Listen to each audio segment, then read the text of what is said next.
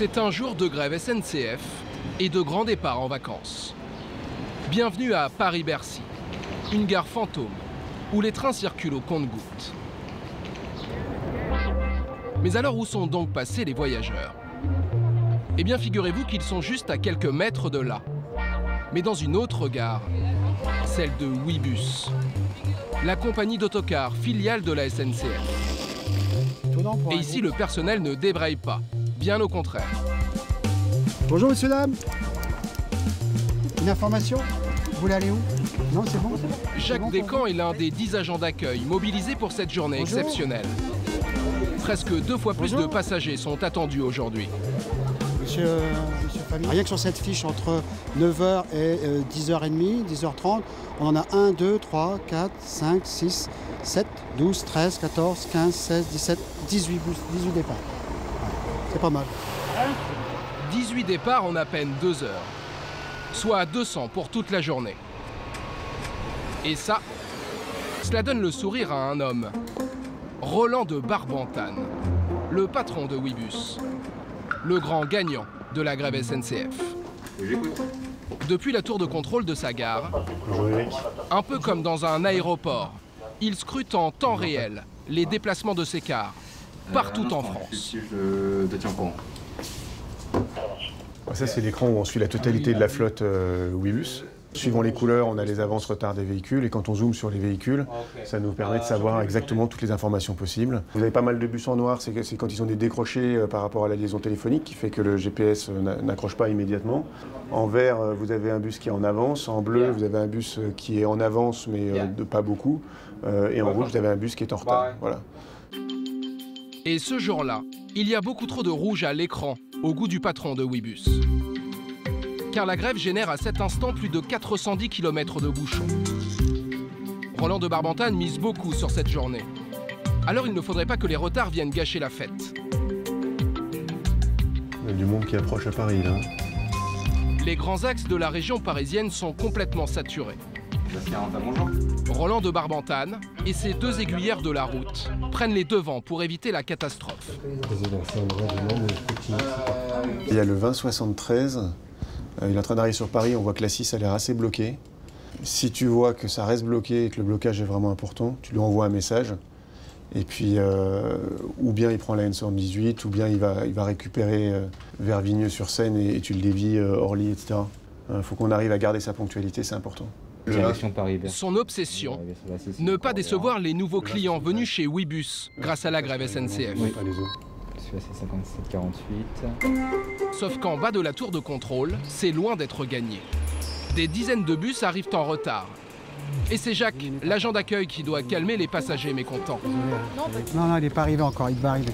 Il a un petit peu de retard. Hein, il arrive, madame, il arrive. C'est pas gai pour vous, mais bon. Ah mais moi je veux juste être informé. Vous voyez, retard, c'est tout. Ouais, non, mais tous les projets. aujourd'hui c'est un peu, hier et aujourd'hui c'est très spécial. Il faut temporiser parce que si vous montez en pression, évidemment on va aller au conflit quoi. Et puis c'est pas très bon pour la clientèle et l'image de marque. Donc moi j'essaie de garder mon calme. Pour les passagers pour Lille, les bagages se font de ce côté. Vous mettez vos bagages de ce côté. Malgré les retards, 8000 passagers ont pu embarquer ce jour-là à bord d'un Ouibus à Paris-Bercy. Au 5e jour de la grève, la compagnie s'offre un record historique de fréquentation. Voici les grands gagnants de la grève SNCF, les cars Macron. Depuis 2015, ils vous emmènent partout en France avec des promos choc. 11 € pour un Montpellier-Lyon, 9 € le Paris-Grenoble et même 5 € Lille-Paris. Il y a 3 ans, le président de la République est encore ministre de l'économie. Et il décide de casser le monopole de la SNCF sur les transports en bus de plus de 100 km. Ces cars y gagneront un surnom pour devenir les fameux bus Macron. Aujourd'hui, 3 compagnies se disputent ce marché de 7 millions de voyageurs. Sauf que pour l'instant, aucune d'entre elles ne gagne de l'argent. Alors la grève est l'événement à ne pas manquer pour les cars Macron. Des voyageurs bloqués à quai par milliers, rien de tel pour donner un coup de turbo au business. Comment ces opérateurs profitent-ils de la grève pour vous séduire? Quelle guerre se livrent-ils entre eux pour conquérir les déçus de la SNCF? Et leur modèle low cost sera-t-il un jour vraiment rentable?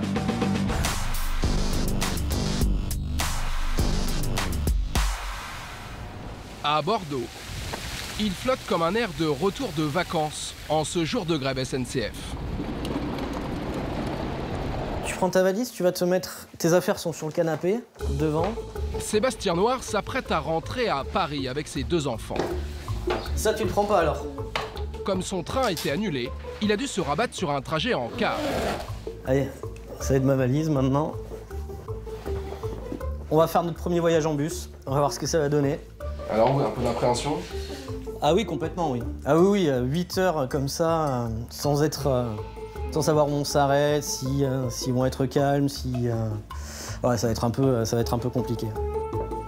Bordeaux-Paris à bord d'un bus, c'est un trajet 4 fois plus long qu'en train. Alors Sébastien a sa petite idée pour occuper ses enfants. Alors mais pour 8 heures de route, on a prévu, il y a la console, les 2 téléphones et puis 2 tablettes pour tuer le temps. On va essayer de les occuper, que tout se passe bien. Pour prendre son bus, voici où a rendez-vous Sébastien. Nous sommes à la gare routière de Bordeaux. Ici, le confort du voyageur est rudimentaire, surtout quand il pleut, comme aujourd'hui.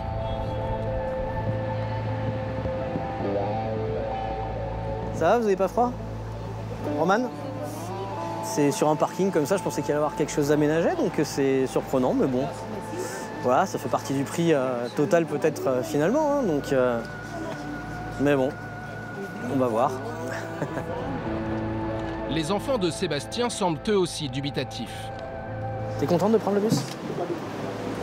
Bah, ça va être bien. C'est maintenant l'heure du grand départ. Sébastien va enfin pouvoir découvrir les joies du trajet en autocar. Tu te mets où? Tu te mets où? Bah, mets-toi là. Et à sa plus grande surprise, le confort du bus n'a rien à envier à celui du train. Design moderne, prise USB, Wi-Fi, climatisation et même des toilettes à bord. Mais le petit plus qui fait craquer Sébastien, c'est l'espace entre les fauteuils. Un petit truc sympa, c'est on peut bouger donc le siège, mais surtout on peut s'écarter.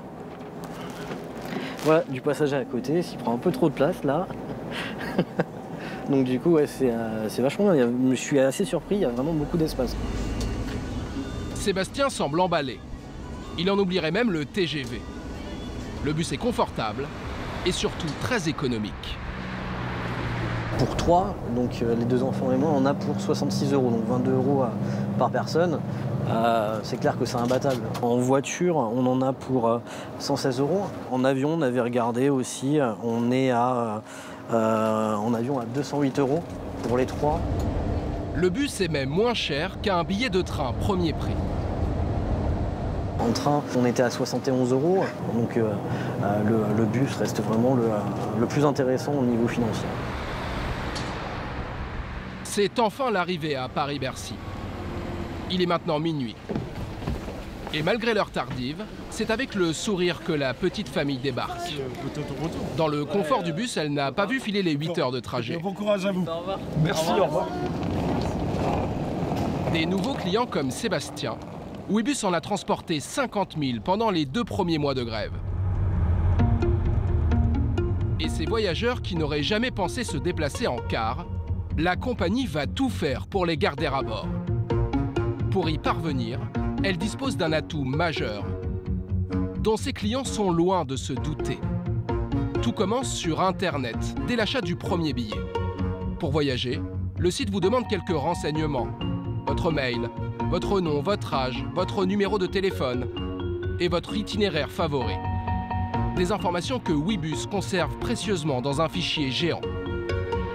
Au siège de la compagnie, Sylvain Gaborio, le directeur marketing, le consulte chaque semaine. Donc vous surveillez de près le client? Bien sûr, ça nous permet donc du coup de mettre en place des dispositifs appropriés pour lui offrir, pour lui envoyer des offres qui sont vraiment adaptées à son besoin. Car car Sylvain anticipe déjà la fin de la grève du rail. Et il veut à tout prix que ses nouveaux clients restent chez lui et ne remontent surtout pas dans les trains. Alors il leur réserve ce petit cadeau de bienvenue, cette ristourne spéciale grève. 10 € offerts sur leur prochain trajet. Et combien d'envois? On serait donc sur 23 663 envois. D'accord.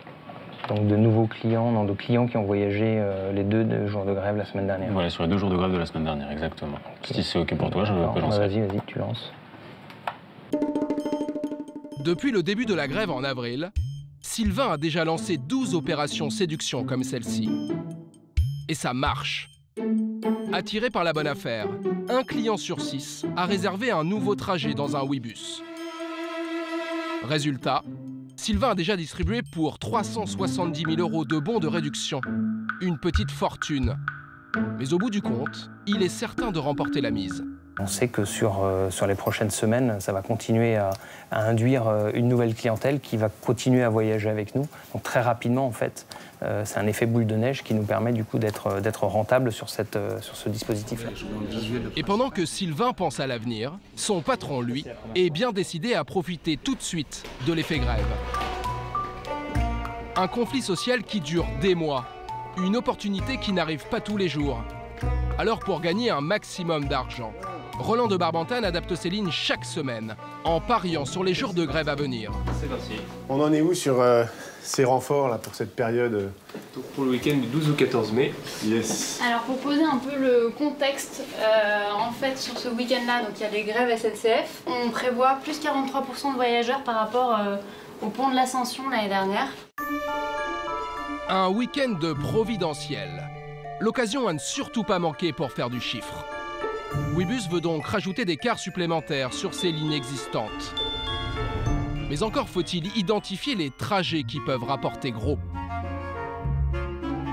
La Rochelle-Paris, plus 252% de remplissage à J-6. Donc il y a vraiment une demande forte et plus d'offres.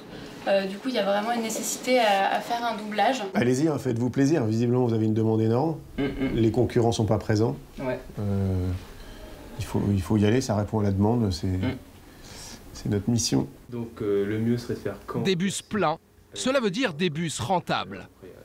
Du coup, Roland de Barbentane va prendre le pari de doubler 11 lignes, soit 22 bus supplémentaires à fréter.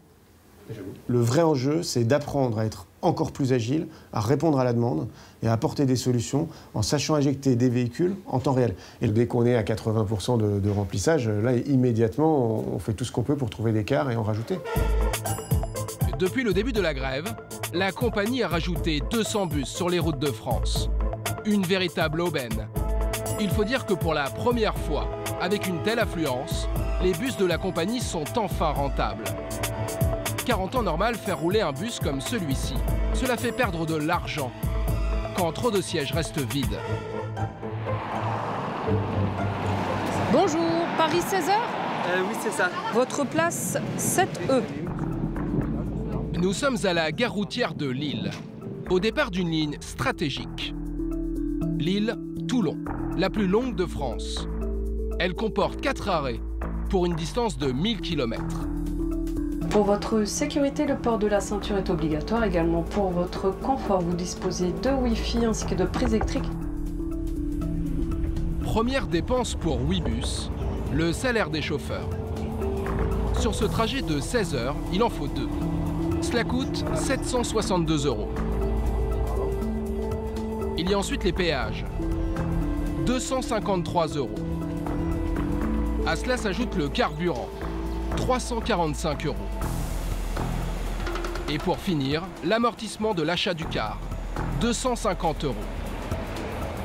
Au total, rien qu'en frais de fonctionnement, Ouibus dépense 1610 € pour cette ligne.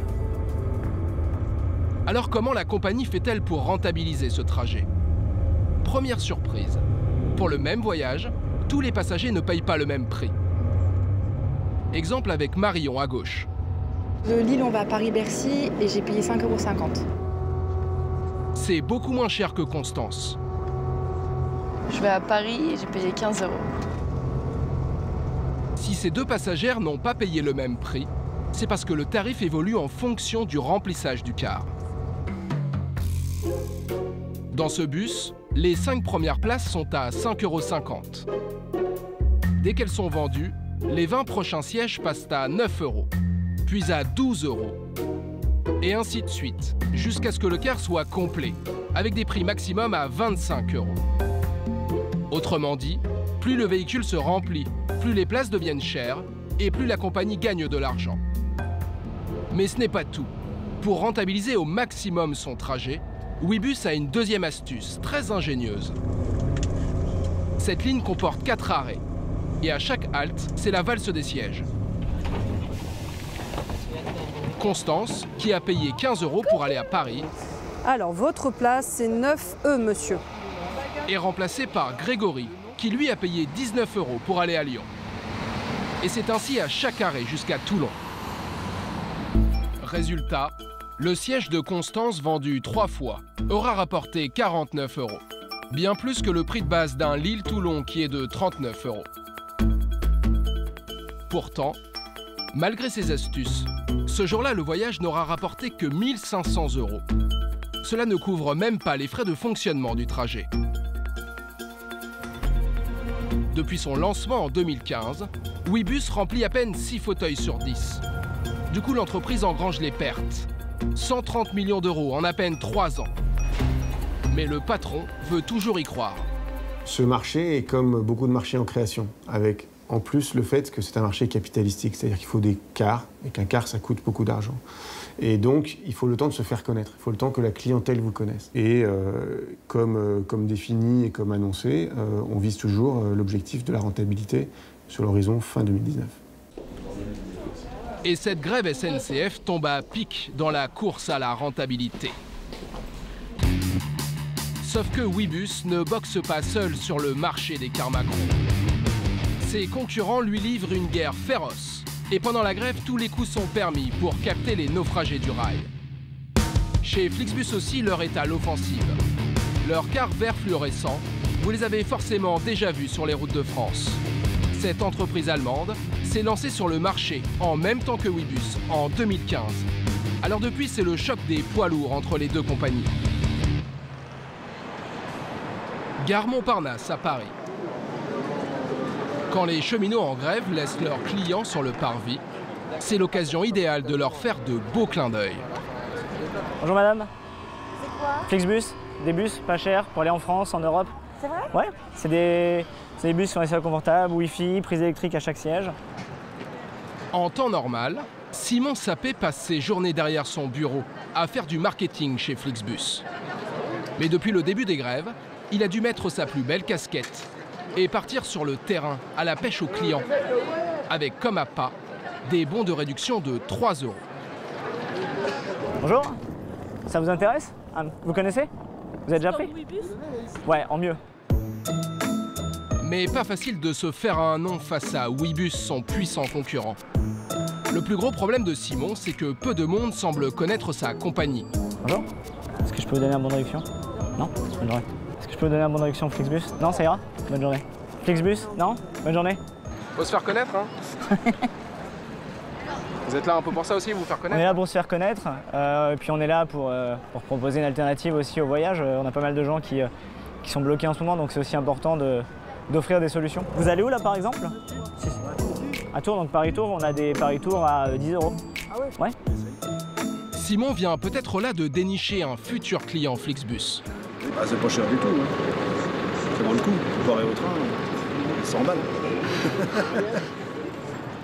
Un bon point pour Simon, car s'il consacre son après-midi Gare Montparnasse, c'est forcément pour faire du chiffre. Sur une OP qui va nous coûter potentiellement 500 €, il faudra qu'on fasse 500 € de vente de billets Flixbus. Donc ça peut très bien être 50 passagers parce qu'ils vont réserver des billets à 10 €, comme ça peut être évidemment 10 passagers qui vont réserver des billets à 50. Le but est d'être sur un retour sur investissement qui est de l'ordre de 100%. Flixbus n'a pas le choix. S'il veut s'imposer face à son concurrent, il doit aller chercher les clients un par un dans la rue. Mais également dans des lieux bien plus surprenants, avec des méthodes qui peuvent se révéler particulièrement agressives. À Levallois, en banlieue parisienne, nous sommes au siège de Flixbus France. 70 salariés, moyenne d'âge 27 ans. Et à leur tête, un jeune patron ambitieux. Hello, ça va? Yvan Le Franc-Morin, un homme prêt à tout pendant la grève pour gagner le match contre Ouibus. Et son terrain de chasse préféré, ce sont les réseaux sociaux. Qu'est-ce qui se dit un peu sur la concurrence là, sur Twitter aujourd'hui? T'as des trucs sur Ouibus? La stratégie d'Yvan, aller débusquer sur le net les déçus de son concurrent. Tiens, je viens de trouver ça sur Ouibus. Ouais. Où il se plaint que pas de prise et pas de table pour manger. Ok, vous me ramenez un vieux bus avec des sièges troués. Le patron va sauter sur l'occasion pour draguer ce client mécontent. Est-ce qu'on pourrait pas essayer par exemple de contacter là, la personne qui a mis le tweet et puis de lui envoyer un bon de réduction, okay. 3 à 5 € pour lui montrer que nos cars ils sont un peu meilleurs que ceux de Ouibus. Là, typiquement, on espère qu'on va gagner un client, un mécontent de la concurrence. Donc, même si ça se gagne un par un, ça vaut largement le coup d'y allouer des ressources. Et dans sa bataille contre Ouibus, Yvan Le Franc-Morin ne s'arrête pas là. Il va jusqu'à détourner sur son propre site internet les clients qui voulaient aller sur celui de son grand concurrent.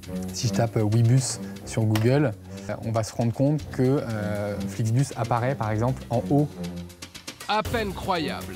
Quand vous tapez Ouibus sur Google, voilà le premier lien que vous propose le navigateur. Oui, au bus. Cela ressemble comme 2 gouttes d'eau au nom du concurrent. Mais c'est bien de Flixbus qu'il s'agit. Chaque mois, selon nos informations, 20 000 personnes vont tomber dans le panneau et atterrir chez Yvan Le Franc-Morin. Pour y parvenir, il achèterait pour plus de 12 000 € par mois les mots-clés de la marque adverse sur Google. Pas vraiment fair play, mais le jeune patron l'assume. On est obligé d'être décomplexé parce que si on ne l'est pas, honnêtement, la guerre, elle est perdue d'avance. On part déjà sur ce marché avec, honnêtement, beaucoup de contraintes comparées à d'autres. On n'avait pas de notoriété, pas effectivement la puissance que l'on peut avoir quand on est une filiale de la SNCF. Donc il faut vraiment qu'on se débrouille avec nos armes. Et c'est comme ça qu'on va réussir à gagner cette bataille sur un marché où la concurrence est très rude. Si les méthodes sont agressives, c'est parce que Flixbus doit s'imposer pour devenir rentable. Et pour cela, la compagnie doit sans cesse lancer de nouvelles lignes face à la concurrence. Bonjour à tous. Bonjour. Ça va? Ce jour-là, Flixbus planche sur un trajet dont Yvan Le Franc-Morin espère beaucoup. Un Paris-Lille qui comporte un arrêt inédit et stratégique. On a tracé une nouvelle ligne qui débute à La Défense, qui va ensuite aller à Saint-Denis Université, donc qui est un axe majeur avec de nombreux étudiants. On a à peu près 22 000 étudiants. Les étudiants, c'est la cible privilégiée de Flixbus. Une clientèle accro au voyage à prix cassé. Sauf qu'aujourd'hui, un autre opérateur propose déjà cette liaison. Vous l'avez sans doute deviné. C'est le grand adversaire, Ouibus. On n'aime pas laisser nos concurrents tout seuls sur certains axes qu'on juge comme étant importants et majeurs. Donc évidemment, on ne va pas se gêner pour le faire. Alors pour mettre la main sur cette clientèle en or, Flixbus va littéralement casser les prix. Donc on a regardé le tarif du concurrent évidemment, c'est la première chose qu'on fait. 7 € sur leur premier prix, donc nous on s'est dit on va proposer un prix d'appel pour faire découvrir notre ligne et puis appeler les clients à bord. Donc on part à 4,99 €. 4,99 €, c'est 2 € de moins que Ouibus. Mais alors avec un prix aussi bas, la ligne pourra-t-elle vraiment devenir rentable ? On essaie d'être un peu agressif sur les prix pour faire connaître notre produit. Une ligne, elle se lance pas et elle ne devient pas mature en 15 jours. Donc il faut un petit peu de temps, il y a un peu d'inertie. Donc on espère qu'une ligne comme ça, on arrivera à la rendre rentable probablement l'année prochaine, en 2019. Voilà comment, jour après jour, Flixbus tisse sa toile sur les routes de France. À sa création en 2015, la compagnie ne revendiquait que 29 lignes. 3 ans plus tard, elle en compte déjà 110. Et le plus étonnant, c'est que pour grandir, Flixbus ne salarie aucun chauffeur et ne possède aucun bus. Ce jour-là, le patron de Flixbus se rend à Metz pour un rendez-vous crucial. Il doit convaincre une entreprise d'autocar locale de faire rouler ses bus sous sa bannière. Car c'est là tout le secret de la marque, faire appel à des sous-traitants. Bonjour. Bonjour. Marco, enchanté. L'entreprise de Lucas Marco exploite déjà 9 bus comme celui-ci. Jusqu'à présent, il servait à organiser des excursions dans la région. Super, allez-y. On peut entrer, ouais. Rentrer dedans. Ouais, bon, ça, de toute façon, je vous expliquerai. À l'intérieur, 61 places dans ce bus acheté il y a à peine 2 ans. 150 km. Mais le petit problème, c'est qu'il ne correspond pas aux standards Flixbus. Dans un car Flixbus, par exemple, il va falloir avoir beaucoup plus d'espacement entre les sièges. Là, vous voyez, moi, je suis grand, j'ai mes genoux qui touchent le siège de devant. On a facilement 10-15 cm de plus entre chaque rangée de sièges. Et ce n'est pas tout. Le car ne possède pas de toilette et pas de système de Wi-Fi. Du coup, si Lucas accepte de se lancer dans l'aventure, il va devoir acheter un autre véhicule. Et cela coûte cher, très cher. On peut aller dans les 300 000 € hors taxe. Après, ça varie en fonction de la marque, de l'équipement, etc. C'est une grosse somme quand même, hein? C'est sûr que c'est un investissement considérable qu'il faut réfléchir avant de se lancer. Alors, pour convaincre Lucas, le patron de Flixbus va devoir le faire rêver. Il lui propose d'opérer une ligne Metz-Zurich, en Suisse. Un trajet très prometteur, à en croire le patron de Flixbus. Avec des tickets moyens, on va dire, à 20 € sur le trajet, ça veut dire que c'est une ligne qui, dans chaque sens, devrait générer peut-être 600 € de chiffre d'affaires, donc 1 200 € aller-retour. Soit 37 000 € par mois, en période haute. Plutôt alléchant. Mais Lucas s'inquiète, car pour opérer la ligne, il va devoir embaucher 2 nouveaux conducteurs. Alors Yvan Leframorin va lui faire une proposition qui ne se refuse pas. Vous êtes assuré, quoi qu'il en soit, même s'il n'y a aucun passager sur votre ligne, de toucher un revenu minimum garanti qui couvrira l'ensemble de vos coûts fixes. Vous le payez au mois par mois ou 36 jours On le paye au mois par mois, évidemment. Si le deal semble idéal, il y a quand même un petit hic. Sur les recettes, Lucas devra reverser 30% de son chiffre d'affaires à Flixbus. Plutôt Malines, la compagnie sans autocar et sans conducteur. Ce modèle il nous permet de croître très vite. C'est des marchés où la taille compte beaucoup. Il faut être très vite, très gros. Et le fait de travailler avec des PME indépendantes qui sont basées partout en France, on en a 70 qui travaillent avec nous aujourd'hui, ça nous permet d'être beaucoup plus rapide, d'être beaucoup plus flexible. Et surtout beaucoup moins déficitaire que Ouibus, avec 3 fois moins de pertes estimées que son concurrent l'année dernière. Et vous allez voir que plus de flexibilité, cela veut aussi dire plus de pression pour les sous-traitants. Dans le nord de la France, voici un chef d'entreprise très impatient, Raymond Vincent. C'est lui qui va opérer la fameuse ligne Saint-Denis Université, Lille. Bonjour. Pour ce trajet, il a commandé ses 2 bus flambant neufs, d'une valeur de 600 000 €. C'est beau, non? Le patron en prend plein les yeux. J'adore la couleur Flixbus déjà. Et de les voir blancs arriver, puis transformés comme ça, c'est assez... Je trouve ça toujours assez surprenant. Ces bus doivent pouvoir rouler dès la fin du mois pour l'ouverture de la ligne. C'est l'impératif fixé par Flixbus. Ils seront livrés dans les délais, je ne vais pas m'inquiéter. Ils seront livrés dans les délais. D'accord. Ce qui est très important, c'est la date de livraison, qui impérativement doit être réalisée en début de semaine prochaine. J'ai pas le choix. Et sur l'embauche des nouveaux chauffeurs, là aussi le patron n'a pas le choix. Il doit obligatoirement en recruter 6 pour ouvrir la ligne. Bonjour. Monsieur Renaud. Monsieur Vincent, enchanté. Bienvenue. Merci. Allez-y, asseyez-vous. Franck candidate pour le poste de conducteur. Il a déjà 4 ans d'expérience comme chauffeur de poids lourd. Un bon point pour lui. Le poste vous intéresse? Le poste m'intéresse énormément. Un candidat en costume cravate et surtout très poli.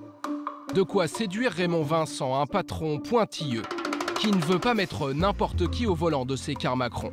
Il est hors de question, par exemple, de m'entendre dire qu'un client a constaté que le conducteur téléphonait ou envoyait des textos par téléphone portable. D'accord. Il est hors de question d'entendre dire que le conducteur chantait au volant de son véhicule. Tout cela, c'est pas possible. Si vous n'êtes pas à la hauteur, ça ne fonctionnera pas. Bonsoir. Si le chef d'entreprise met autant en garde le candidat, c'est parce que chez Flixbus, les conducteurs sont évalués par les voyageurs, qui reçoivent un questionnaire à remplir après chaque voyage.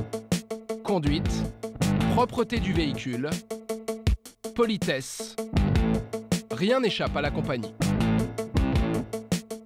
Tout est identifié, d'accord, par le numéro de ligne, par le transporteur et par votre nom. Donc l'on sait avec précision ce qui a été, ce qui n'a pas été. D'accord. D'accord, il faut le savoir. Ces commentaires se traduisent ensuite par une note, allant de 1 à 10.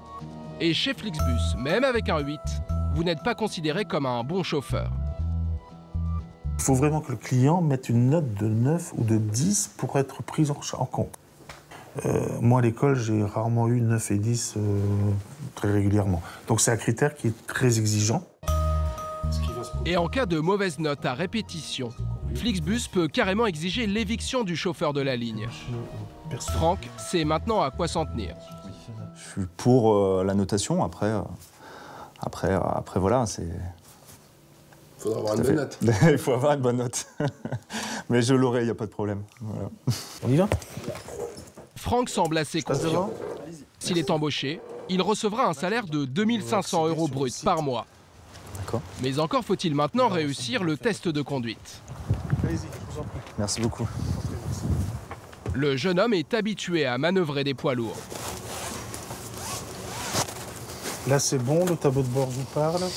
Je roule en manuel, mais je vois que c'est de l'automatique. Ça va aller? Et c'est parti pour 30 minutes d'examen de conduite. Vous allez faire le tour du rond-point, d'accord? Un tour complet, et on partira sur la droite. Raymond Vincent ne va plus lâcher son chauffeur du regard. Là, je note surtout la maîtrise du gabarit du véhicule. C'est la raison pour laquelle prendre le rond-point était très intéressant. Ça permet de savoir si le conducteur a bien le gabarit en tête ou pas. Car si conduire un autocar ne nécessite pas de diplôme en soi, cela reste un métier à risque. En cas de virage, ça peut arriver qu'on puisse accrocher des poteaux, des véhicules, etc. Donc on doit faire très attention à ça. Le test se déroule sans embûche pour Franck. Raymond Vincent est rassuré par la conduite de son conducteur. Je n'ai pas pour l'instant de note négative, l'expérience est là, la conduite est là, bonne présentation. Oui, c'est un très bon candidat. C'est un futur chauffeur Flixbus? C'est un futur conducteur Flixbus, oui. Je reste concentré sur la route, mais effectivement, oui, c'est plutôt une très bonne nouvelle. Franck va bientôt devenir conducteur d'un car Macron. Comme lui, ils sont aujourd'hui 2400 à rouler sur les routes de France. Et avec la grève, les embauches pourraient peut-être s'accélérer. Avec 1 million de passagers transportés pendant le mouvement social, les cars Macron ont réussi leur pari.